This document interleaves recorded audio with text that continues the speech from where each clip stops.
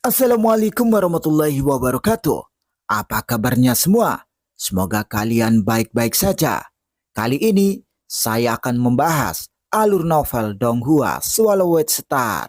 Tanpa basa-basi, yuk langsung disedot.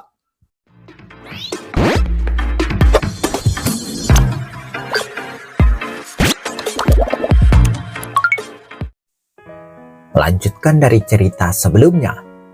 Berita tentang pertarungan antara Luo Feng dan Master 5 Kekacauan dan yang lainnya telah menyebar ke ketiga era reinkarnasi dan dua tanah suci. Namun berita yang sekarang datang bahwa Master 5 Kekacauan yang telah selamat dari lautan lava telah melawan Luo Feng lagi, dan mereka berdua telah mati di jurang di atas danau air berkobar. Berita itu mengejutkan semua orang. Dan setelah pertarungan itu, Luo Feng dikenal di seluruh lautan semesta. Setidaknya, 3 era reinkarnasi dan 2 tanah suci semua tahu tentang Luo Feng, dan mereka tidak berani meremehkannya lagi. Setelah berita kematian menyebar, armor pemusnah dewa dan sayap perak telah menarik banyak master tertinggi alam semesta. Bagaimanapun, sangat sulit untuk mendapatkan harta sejati tertinggi di 3 tanah ekstremis. Sehingga banyak master tertinggi alam semesta yang langsung menuju ke tempat kejadian. Sementara itu, di Istana Dewa, pemimpin gerombolan Bima Sakti Luo Feng. Di dalam ruang pelatihan yang tenang, tubuh lautan terpencil Luo Feng duduk dengan menyilangkan kaki, dan sebuah kolam berada tepat di belakangnya. Kolam itu adalah portal transportasi negara dewa, dan itu terhubung ke negara dewanya. Selama bertahun-tahun ini, tubuh lautan terpencil terkadang melakukan perjalanan ke sekolah dewa leluhur dan menerima warisan jalur dewa binatang. Namun sekarang, tiba-tiba, energi yang kuat tiba dan makhluk buram terbentuk di depan Luo Feng. Itu adalah seorang tetua dengan 2 tanduk. Itu adalah tamu gunung yang duduk. Guru, tubuh lautan terpencil berdiri dan memberi salam. Luo Feng, tamu gunung yang duduk memandang Luo Feng. Aku mendengar sesuatu tentangmu, tetapi apakah itu benar? Luo Feng menjawab dengan hormat. Itu benar, dan aku yakin itu berasal dari tanah suci bulan ungu. Aku berada di danau air berkobar, dan aku diburu oleh 3 master alam semesta dari tanah suci bulan ungu dan Master 5 Kekacauan. Aku telah menyeret Master 5 Kekacauan ke jurang ke-9 untuk memperingatkan orang lain. Kamu melakukan hal yang benar, tamu gunung yang duduk berseru. Kamu memiliki harta karun sejati sayap perak yang menarik makhluk agung lainnya. Jika mereka percaya kamu lemah, mereka akan mencoba merebutnya. Dan setelah kejadian ini, beberapa makhluk agung akan diintimidasi olehmu. Luo Feng mengangguk. Anda bisa berpura-pura bahwa tubuh asli Anda telah mati. Sembunyikan saja dirimu dan berlatih untuk beberapa saat. Bagaimana dengan jalur dewa binatangmu? Tanya tamu gunung yang duduk. Saya hampir menyelesaikan tingkat ke-6, jawab Luo Feng. Teruslah berlatih dan capai tingkat ke-7 secepat mungkin, kata tamu gunung yang duduk. Dan kemudian dia berbisik dengan prihatin. Ingat, Anda pasti harus mengambil resiko dalam perjalanan menuju makhluk agung. Tetapi terkadang Anda harus tetap rendah hati. Saya pikir klan mata surgawi mungkin mengirim beberapa master tertinggi alam semesta ke sana. Berhati-hatilah. Tentu, Luo Feng mengaku. Segera tamu gunung yang duduk menghilang. Meskipun tamu gunung yang duduk hanya ada di sini untuk berbicara, Luo Feng bisa merasakan bahwa tamu gunung yang duduk khawatir. Tamu gunung yang duduk pergi untuk berbicara dengan Luo Feng. Namun pemimpin kota Primal Chaos tidak pernah mendatangi Luo Feng. Di puncak Pulau Guntur, di alam semesta virtual, Master Longyan memegang secangkir anggur. Mengapa Anda tidak pergi menemui Luo Feng? Tanya Master Longyan. Tidak perlu, dia tidak bodoh. Pemimpin kota Primal Chaos mengerutkan kening dan menuangkan anggur ke dalam cangkirnya. Selain itu, aku tidak bisa membantunya. Dia memiliki tubuh lautan terpencil, jadi tubuh aslinya dapat dipulihkan dengan cepat. Namun, aku belum mendengar kabar darinya untuk beberapa saat. Master Longyan memegang cangkir anggur dan tertawa dalam hati. Chaos, kamu memang peduli padanya, tapi kamu tidak ingin mengatakannya, pikir Master Longyan. Scene berganti. Di jurang ke-9, liontin hitam dan piramida berdarah kecil terbang di jurang tak berujung. Sudah 6 hari sejak aku memasuki jurang ini, tapi aku terus ditelan oleh kekuatan itu. Beberapa master tertinggi alam semesta mungkin datang ke sini setelah mempelajarinya, tapi mungkin butuh waktu bertahun-tahun untuk sampai ke sini, kata Luo Feng. Luo Feng tetap tenang. Dia mengendalikan piramida Crimson. Ukurannya sama dengan liontin hitam. Jadi biasanya mereka mengikuti gaya gravitasi yang sama. Luo Feng mampu mengendalikan piramida Crimson sehingga dia bisa mengikuti liontin hitam dari dekat. Adapun untuk meraihnya, kekuatan negara emas tidak seberapa dibandingkan dengan kekuatan gravitasi itu. Jadi dia tidak bisa meraih liontin hitam. Mengikuti kekuatan menelan itu, aku telah melewati tanah kegelapan dan menabrak benda yang tidak diketahui. Dan kemudian aku pergi ke area pembunuhan. Namun menara bintang dan liontin hitam selamat. Lalu aku memasuki tempat yang sangat panas. Jurang itu sangat berbahaya. Bahkan Jivanji tidak banyak mencatat tentang itu. Meskipun Jivanji telah masuk ke sini sebelumnya, dia hanya berpetualang di sini sebentar tanpa memeriksanya dengan cermat. Setelah beberapa waktu, kekuatan menelan semakin lemah. Ini semakin lemah. Luo Feng sangat gembira. Kekuatan gravitasi makin lemah dan hanya dalam waktu singkat, negara emas mampu menahannya. Hahaha. Luo Feng sangat gembira dan dia mengendalikan negara emas. Negara emas yang buram menyelimuti objek hitam yang terbang di kejauhan dan terus menekannya untuk memperlambatnya. Itu semakin dekat dan lebih dekat ke menara bintang. Sebuah tangan terulur dari menara bintang meraih benda hitam itu dan meletakkannya kembali di menara. Selesai. Luo Feng sangat gembira. Luo Feng memegang liontin hitam di dalam piramida berdarah. Bahan dari liontin hitam itu hampir sama dengan token hijau. Ada juga patung binatang aneh yang belum pernah dia lihat sebelumnya di token. Dan ada 9 taring pada binatang aneh itu. Matanya memancarkan api, seolah-olah itu adalah raja kegelapan. Liontin hitam itu melambangkan ruang rahasia hitam. Luo Feng mengangguk sambil memainkannya. Benda-benda di perahu semesta memang misterius. Kekuatan gravitasi mampu merobek harta karun sejati, namun yang satu ini tetap utuh. Apakah ada barang berharga di ruang hitam? Luo Feng bertanya-tanya. Aku berharap Master 5 Kekacauan meninggalkan beberapa barang berharga di ruang rahasianya, pikir Luo Feng. Token hitam, token hijau, dan token perak masing-masing mewakili 3 ruang tersendiri. Ruang rahasia itu sendiri sangat istimewa. Rencana awal Luo Feng adalah pergi ke pilar batu bergaris hitam untuk mempertajam tekadnya. Itulah sebabnya dia dengan cermat mengikuti token hitam itu. Setelah sekian lama dihantam oleh kekuatan gravitasi tanpa dilindungi oleh kekuatan dewa, jejak kehidupan di token hitam sudah sangat lama. Luo Feng mencoba membuatnya mengenalinya sebagai tuannya. Kekuatan surgawi masuk dan menemukan bahwa jejak kehidupan di dalamnya sudah sangat lama. Setelah mencoba beberapa kali, jejak kehidupan yang ditinggalkan oleh Master 5 Kekacauan telah hilang, digantikan dengan jejak hidupnya. Bersama dengan itu, piramida berdarah itu mendarat di lapisan air hijau. Air hijau sangat dingin dan bisa menyaingi danau api beku. Jika saya terjebak di jurang, akan sangat sulit bagiku untuk keluar. Saya perlu memeriksa dengan cermat jurang ini terlebih dahulu. Peta yang ditinggalkan oleh Jivanji hanya memiliki catatan singkat tentang jurang ini. Segera, cahaya kemasan mulai meresap di atas air hijau. Aku harus bergantung pada diriku sendiri dalam jurang ini. Luo Feng mulai memeriksa daerahnya dengan hati-hati.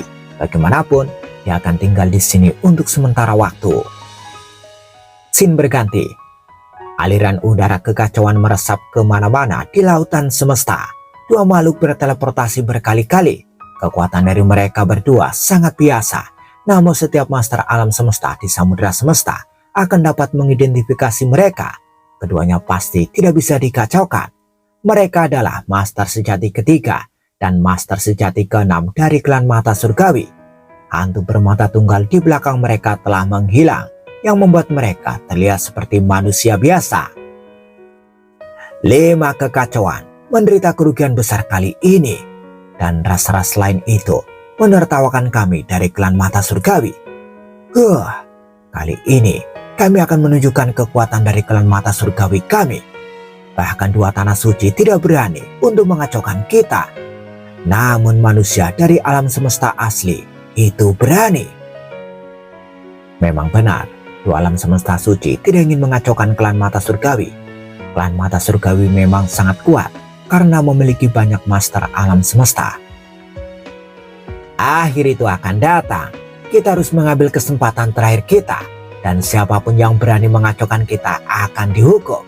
Luo Feng jatuh ke jurang maut dengan 5 kekacauan itu. Jadi harta karun sejati bersayap perak dan armor pemusnah dewa ada di jurang. Banyak master tertinggi alam semesta akan pergi, bahkan mungkin kapak besar dari umat manusia, kata seorang pria bermata hijau. Ya, itu mungkin. Kapak besar masih muda, meskipun dia kuat, dia tidak memiliki harta sejati tertinggi, jadi dia bukan tandingan kita. Kami memiliki 7 master tertinggi alam semesta, dan kami memperoleh teknik kuno dari 3 tanah ekstremis. Mungkin hanya guru origin yang dapat menekan kami. Sedangkan untuk yang lain kami tidak perlu takut. Kami akan menghukum master tertinggi alam semesta yang berani datang kali ini, terutama kapak besar. Ya, kita sudah sampai. Siu, siu. Makhluk yang tampaknya biasa itu telah tiba di perahu semesta. Scene berganti. Di lautan semesta, bagian dalam dari sektor puncak miring. Air terjun menutupi segalanya dan ada bebatuan raksasa berterbangan di dalamnya.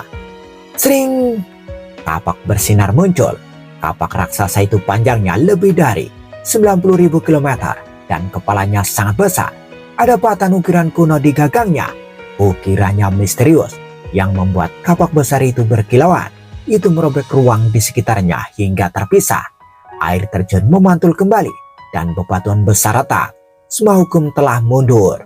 Ruang di depannya tertutup dan karena teleportasi tidak mungkin dilakukan. Namun kapak besar itu menolak semua hukum dan itu terus bertambah cepat. Dan karena kecepatannya terus melonjak, hanya dalam beberapa menit ia berhasil melewati area yang menggumpal ini. Kemudian teleport dan menghilang. Pendiri kapak besar akhirnya berhasil keluar dari sektor puncak miring setelah banyak kekuatan dewa, teleportasi, dan pergerakan cepat. Akhirnya keluar juga. Seorang pria bertelanjang kaki, bertubuh besar, sedang berdiri di ruang tepat di luar sektor puncak miring, mengamati ruang tak berujung di depannya. Klan mata surgawi berasal dari era alam semesta pertama, jadi mereka akan bertindak gila karena mereka menghadapi batas hidup. Selain itu, mereka sangat bangga pada diri mereka sendiri dan bahkan meremehkan 2 tanah suci. Mereka akan menggunakan kesempatan ini untuk menunjukkan kekuatan mereka. Hahaha, guru origin menjelajahi samudera semesta dan tidak ada master tertinggi alam semesta yang berani sembrono di depannya. Saya akan mengambil guru origin sebagai contoh. Dengan kapak besar ini, saya akan menunjukkan kekuatanku. Klan mata surgawi, aku akan memulai denganmu. Pria bertelanjang kaki bertubuh besar itu sangat marah dan percaya diri. Siu, dengan teleportasi satu demi satu, dia segera meninggalkan sektor puncak miring dan mulai berangkat ke perahu semesta. Sementara itu, di kedalaman jurang ke-9, piramida berdarah itu terbang perlahan dan memeriksa area di sekitarnya menggunakan negara emas. Ada beberapa area khusus di jurang dan 99% area tidak dapat diperiksa oleh Luo Feng. Pantas saja peta yang ditinggalkan oleh Jivanji begitu singkat. Aku hanya bisa menggunakan mataku untuk memeriksa, kata Luo Feng sambil melihat keluar dari piramida berdarah itu. 1 hari berlalu. Jurangnya memang sangat berbahaya. Harta karun sejati tipe istana tingkat atas tidak akan mampu bertahan lebih dari 5 menit. Dan bahkan harta sejati tipe istana puncak tidak akan bertahan lebih dari sehari. Untungnya saya memiliki menara bintang, kata Luo Feng. Ini sangat berbahaya, tapi tidak ada satupun harta karun sejati yang lahir.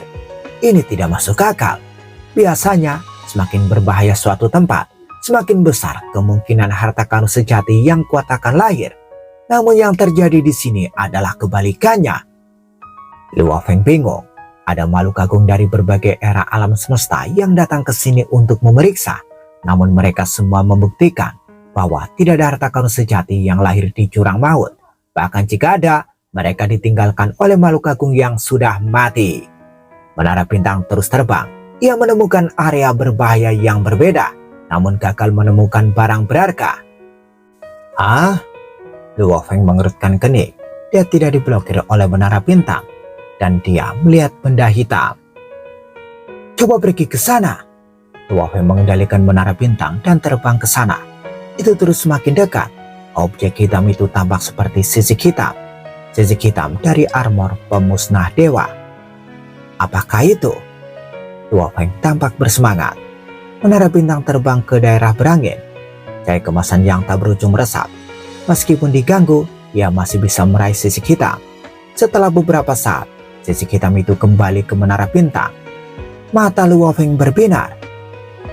Ini sisik dari armor pemusnah dewa. Aku telah menemukan satu. Jadi yang lainnya pasti sudah dekat. Luo Feng memegang sisik hitam yang seukuran wastafel. Dia merasakan sedikit kedinginan saat memegangnya. Dan meskipun dia melihat ke objek fisik, dia merasa sisik hitam itu memiliki aura yang mengintimidasi. Nama armor pemusnah dewa tersebar jauh dan luas. Namun itu selalu dalam kepemilikan Master 5 Kekacauan dan tidak pernah dimiliki oleh makhluk agung lainnya. Jadi semua keunikan dari armor pemusnah dewa yang menyebar di dalam lautan semesta hanyalah rumor. Tapi fakta yang disepakati oleh semua, termasuk berbagai master tertinggi alam semesta, adalah bahwa kekuatannya hanya kedua dari harta sejati tertinggi. Luo Feng masih bisa mengingat adegan di mana Master 5 Kekacauan berubah menjadi Dewa 5 Binatang. Armor pemusnah dewa tentu saja paling cocok untuknya. Harta karun sejati dari kelas ini lebih berharga dan lebih langka daripada benda aneh. Tapi tidak ada yang tahu kekuatan sebenarnya dari armor pembasmi dewa. Mereka juga tidak tahu nama aslinya. Luo Feng melihat ke sisik hitam di hadapannya, hatinya terbakar. Aku harus mendapatkan armor pemusnah dewa ini. Kekuatan Dewa Luo Feng langsung menembus sisik hitam. Sisik hitam ini telah melayang jauh dan telah mengalami berbagai dampak di jurang maut tanpa pelindungan dari kekuatan dewa. Sehingga hanya sedikit jejak yang tersisa. Dengan hanya 2 dampak, Luo Feng mampu menembusnya untuk meninggalkan jejak kehidupan. Luo Feng mengerutkan kening. Tidak ada informasi. Sisik hitam ini telah mengenalinya sebagai tuannya, tetapi dia tidak dapat mendeteksi sesuatu yang istimewa. Mungkinkah karena sisik hitam ini hanya sebagian kecil dari sisik yang tak terhitung jumlahnya di armor pemusnah dewa, jadi itu tidak berdaya? Luo Feng berkata pada dirinya sendiri. Teruslah mencari. Siu, menara bintang segera mulai bergerak. Luo Feng mulai mencari secara acak. Dia hanya memiliki sepotong sisik yang mengenali tuannya, tapi itu tidak memiliki kemampuan untuk memanggil, juga tidak mengandung informasi apapun. Jadi Luo Feng hanya bisa mencari-cari dengan perlahan. Dengan kendalinya atas negara emas, Luo Feng berubah menjadi tangan emas besar dan menggenggam beberapa tanah berbahaya saat dia memindai dan menyapu mereka dengan hati-hati. Potongan kedua. Luo Feng sangat terkejut. Oh, ada potongan ketiga. Sebenarnya memang ada banyak sisik armor pemusnah dewa di sekitarnya.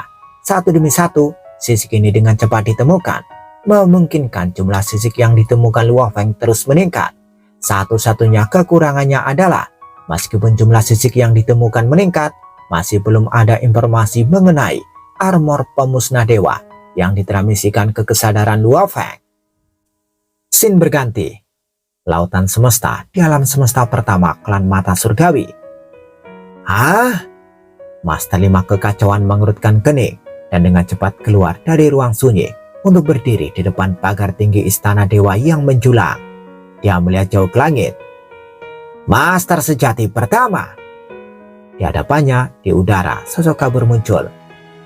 Ada apa 5 kekacauan? Master sejati pertama menatapnya. Master sejati pertama, kata Master 5 kekacauan dengan cemas. Sebelumnya ketika token hitamku kehilangan kepekaannya, saya pikir itu karena dampak menakutkan jurang maut yang berulang kali menyerang sehingga menyebabkan jejak hidupku hancur. Namun barusan, Master sejati pertama mengerutkan kening dan berkata, lanjutkan berbicara. Beberapa saat yang lalu, ketika menyangkut potongan-potongan sisik dari armor pemusnah dewa, aku seharusnya bisa mendeteksinya secara samar-samar. Tapi barusan, aku menyadari bahwa sisik itu menghilang dengan cepat, satu demi satu. Rupanya jejak hidupku terus-menerus dihancurkan. Dan saya merasa bahwa penghancuran yang berulang ini lebih mungkin merupakan pecahan dari armor pemusnah dewaku yang ditemukan oleh makhluk agung. Dan setelah itu, mengenali makhluk agung tersebut sebagai tuan mereka.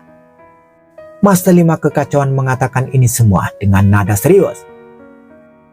Ditemukan oleh makhluk agung. Master sejati pertama agak bingung. Apakah ada makhluk agung lain di kedalaman jurang tingkat ke-9? Tidak banyak yang tahu tentang kedalaman jurang, jawab Master 5 kekacauan dengan serius. Hanya ada 3 kekuatan. Kita, ras manusia dari alam semesta primal, dan tanah suci bulan ungu. Mereka yang berani menjelajah ke kedalaman jurang pasti adalah master tertinggi alam semesta.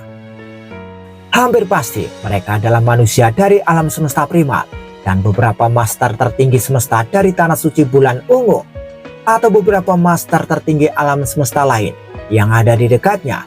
Saat mendengar berita, mereka dengan cepat mencapai ke kedalaman jurang untuk menjelajah. Master sejati pertama mengangguk sedikit. Situasinya sedikit merepotkan. Ada makhluk agung yang selangkah di depan mereka. Peluang makhluk agung menemukan sisik yang tersebar sangat tinggi, sementara kemungkinan lingkungan kedalaman jurang yang menyebabkan jejak kehidupanku hancur itu sangat rendah, kecuali jika ada kasus kebetulan belaka, kata Master 5 kekacauan. Aku tahu, jawab Master sejati pertama perlahan. Master 5 kekacauan membungkuk dan segera mundur. Scene berganti. Di wilayah dalam perahu semesta, Master sejati ketiga dan Master sejati keenam telah membuat jalan masuk ke wilayah internal. Apa? Ya guru. Tubuh Master sejati keenam yang terbagi sedang dalam percakapan dengan Master sejati pertama melalui kesadarannya, kemudian dengan cepat menoleh untuk melihat Master sejati ketiga di sampingnya. Dengan nada serius dia berkata, Guru baru saja memberitahuku kabar. Kami bertemu dengan sedikit masalah. Master sejati ketiga menoleh. Apa yang dikatakan mata suci? Guru berkata bahwa di kedalaman jurang tingkat ke-9 ada makhluk agung. Dan makhluk agung ini juga mencari serpihan sisik armor pemusnah dewa. Master sejati ke-6 berkata dengan nada serius. Kami baru saja memasuki wilayah internal. Jadi kami masih sangat jauh. Tidak mungkin kita bisa menghentikan mereka. Ada makhluk agung yang benar-benar berkelana di kedalaman jurang. Master sejati ketiga langsung menjadi sedikit bingung. Tidak peduli betapa hebatnya mereka, tidak mungkin mereka bisa langsung ke sana. Aku tidak peduli lagi. Master sejati ketiga menggertakkan gigi sambil berteriak. Mari kita bakar kekuatan dewa kita. Kita akan mengobrak-abrik waktu dan ruang untuk sampai ke sana dalam waktu sesingkat mungkin. Ya, Master sejati ke-6 mengangguk. Keduanya menjadi sangat gila. Kembali di kedalaman jurang, Mencari satu persatu potongan sisik seperti orang gila, Luo Feng telah berubah menjadi binatang emas yang mengendalikan negara emas di kedalaman jurang. Binatang emas dengan ganas menyambar, menendang, dan mencoba segala macam cara untuk menyisir setiap inci kedalaman jurang. Segera, dia berhasil mencari dan mengumpulkan lebih banyak potongan sisik yang tersebar. 9.310, 9.311, dan seterusnya. Luo Feng melanjutkan tanpa istirahat sejenak pun. Waktu berlalu. Dalam sekejap mata, pencarian telah berlangsung selama lebih dari sebulan. Luo Feng telah merujuk sepenuhnya pada distribusi sisik ini. Di area di mana sisik berkumpul dengan padat, dia akan mencari lebih teliti lagi. Secara alami, dia telah membuat sketsa diagram di benaknya yang dengan mudah memungkinkannya untuk berspekulasi tentang kemungkinan besar memiliki sisik dalam jumlah besar. Dengan metode seperti itu, Luo Feng sangat efisien. 182.900 sisik. Luo Feng telah kehilangan semangatnya saat pertama kali memulai. Sekarang dia hanya menantikan saat dimana semua potongan sisik yang tersebar ini akan mulai menunjukkan perubahan. Sejumlah besar sisik hitam tersebar yang terakumulasi dalam tumpukan di ruang kendali inti menara bintang tiba-tiba terbang ke satu arah dan berkumpul di sekitar bagian sisik yang baru saja dikumpulkan Luo Feng. Potongan ke 182.900 menjadi inti, setiap bagian lainnya menghubungkan, menyematkan, dan menyusunnya dalam hiruk pikuk. Pada saat yang sama, serangan aura menyebar. Ada aura gila yang tak terukur, mengingatkan Luo Feng tentang ingatan di dalam ruang sayap, di mana dia menjadi sasaran kekuatan tekad yang sangat menekan. Dalam sekejap, pelindung pergelangan tangan hitam raksasa dengan struktur sederhana tergantung di atas sejumlah besar sisik yang tersebar. Saat Luo Feng mengulurkan tangan kirinya, pelindung pergelangan tangan hitam itu terbang langsung untuk menutupi pergelangan tangannya. Dengan cepat, itu menyatu dengan sekelilingnya. Pada saat yang sama, sepotong informasi dikirimkan dari pelindung pergelangan tangan ke kesadarannya dengan cepat. Luo Feng berbisik pelan. Jadi, armor pembasmi dewa nama aslinya adalah armor pemusnah iblis gila. Armor pemusnah iblis gila adalah nama sebenarnya, atau lebih tepatnya, itu adalah nama yang diberikan pembuat armor ini. Adapun armor pemusnah dewa, itu adalah nama yang diberikan oleh Master 5 Kekacauan. Pelindung pergelangan tangan belaka tidak ada gunanya sama sekali, gumam Luo Feng. Informasi yang dikirimkan sangat menyedihkan, hanya berisi nama sebenarnya dan beberapa kegunaan pelindung pergelangan tangan. Namun, nama ini sepertinya menyiratkan bahwa ada sesuatu yang luar biasa tentang armor pemusnah dewa ini. Luo Feng semakin melihat ke depan untuk mempelajari lebih banyak tentang baju besi ini. Aku ingin tahu apa efisiensi sebenarnya dari armor pembasmi dewa, kata Luo Feng. Sekarang ada rasa memanggil. Setelah mendapatkan komponen pertama, yaitu pelindung pergelangan tangan dari armor pemusnah dewa, Luo Feng sudah bisa merasakan pemanggilan samar dari sisik yang tersebar.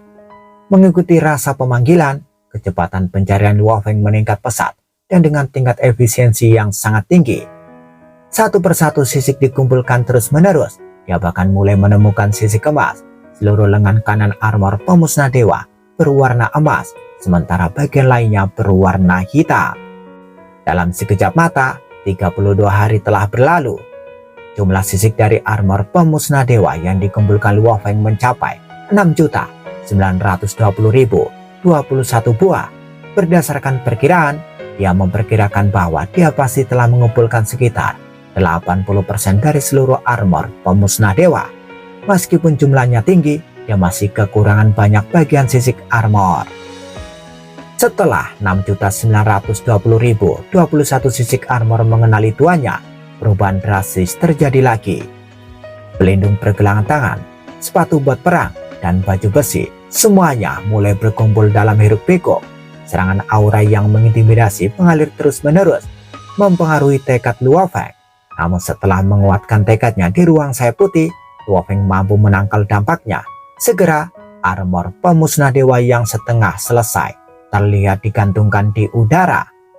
Armor pemusnah dewa setengah jadi mengambang di ruang kendali menara bintang, dan itu memancarkan cahaya gelap. Baju besi itu berwarna hitam, dan hanya cakar kanannya yang berwarna emas. Sejumlah besar informasi kuno membanjiri pikiran Luo Feng. Meskipun dia tidak bisa membaca karakternya, dia tahu apa artinya.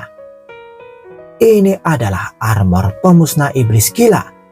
Luo Feng tampak senang. Tidak heran, itu adalah yang kedua setelah harta sejati tertinggi. Luar biasa, inilah yang saya butuhkan saat ini. Pesan yang ditransfer sudah berisi sebagian besar informasi armor pemusnah iblis gila. Itu memiliki beberapa fungsi. Itu memiliki kekuatan pertahanan yang sangat baik sebagai baju besi. Itu mampu mempengaruhi jiwa dan tekad, dan itu mampu melemahkan serangan jiwa hingga 1/100. Itu jauh lebih efektif melawan serangan material, karena mampu melemahkan serangan material hingga 1/10.000. Itu lebih berharga dari armor force. Dan juga itu terdiri dari 8.990.999 sisik, dan sisik itu bisa membentuk segala macam bentuk. Itu bisa digunakan sebagai senjata kekuatan spiritual, seperti bagaimana Master 5 kekacauan itu membentuk Dewa 5 binatang. Itu digunakan untuk serangan jarak jauh. Ditambah, cakar kanan adalah bagian serangan yang paling kuat. Selain pertahanan, serangan jarak jauh, dan pertempuran jarak dekat, armor pemusnah iblis gila juga memiliki kemampuan khusus yang memberinya nama iblis gila. Ketika pikiran dan tekad pengguna menjadi semakin mirip dengan baju besi, pengguna akan menjadi lebih gila, dan terkadang pengguna akan melupakan segalanya dan bertarung dengan liar. Baju besi yang begitu jahat. Luo Feng mengangkat kepalanya dan melihat armor pemusnah iblis gila. Siu, armor itu terbang ke tubuh Luo Feng seperti seberkas cahaya hitam. Sisik hitam muncul di tubuh dewanya. Adapun armor force, Luo Feng telah menyimpannya. Iblis gila. Luo Feng mengerutkan kening. Jahat dan berbahaya bukan hal yang baik untuk terjebak dalam kondisi iblis gila. Berdasarkan informasi di tangan, begitu dia terjebak dalam keadaan itu, dia akan melupakan segalanya dan hanya tahu tentang bertarung. Ini sangat berbahaya karena dia harus bisa menilai situasinya. Pantas saja, aku belum pernah mendengar tentang Master 5 kekacauan menggunakan serangan pikiran. Ini memang tidak berguna, pikir Luo Feng. Hal baiknya adalah itu luar biasa dalam pertempuran jarak dekat, serangan jarak jauh, dan pertahanan, terutama cakar kanan itu, pikir Luo Feng. Ada juga berbagai jenis pahatan ukiran di armor pemusnah iblis gila. Ada pahatan untuk pertahanan material, ada kombinasi pahatan, dan bahkan ada 3 tingkat pahatan ukiran di cakar kanan emas. Rupanya ukiran itu belum lengkap. Namun Luo Feng tidak punya waktu untuk mempelajari pahatan itu. Saya mungkin tidak dapat sepenuhnya memahami pahatan ini. Selain itu, para master tertinggi alam semesta akan datang ke sini, dan saya pikir mungkin perlu waktu beberapa saat untuk tiba. Jadi saya perlu mengumpulkan semua sisik sebelum mereka tiba. Bersambung, bagaimana kelanjutan kisahnya? Tunggu jawabannya di episode selanjutnya. Dadah, semoga paham. Wah, ribet banget guys.